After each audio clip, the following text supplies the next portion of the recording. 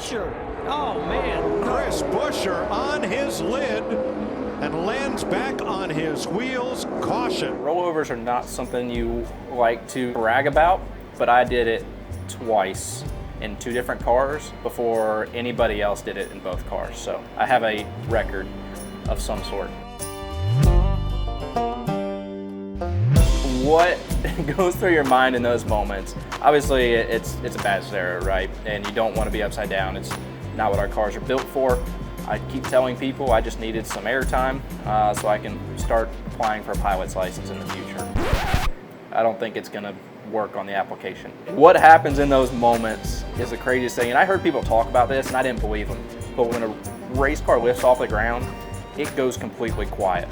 There's no noise in that moment. It is the craziest thing. And you just sit there with this moment of, all right, going up doesn't hurt.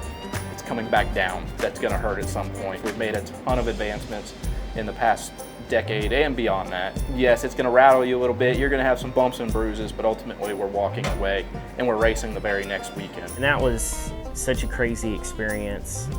You know, it was really like the first time I really flipped in a stock car. And they had a stack up behind me and it kind of accordioned and I got clipped in the left rear. And yeah, I remember feeling myself spin to the inside, but then you feel the car kind of come up and I'm looking at the ground and then obviously I land on the roof. And you know, physically and mentally in the moment, I didn't realize, you know, how many weeks it would take just to kind of feel back 100%. It was a big impact, but the car held up well. You know, they did a great job keeping me safe, and NASCAR does a great job doing all that stuff. And we were able to, you know, get through it and get on to race the next week.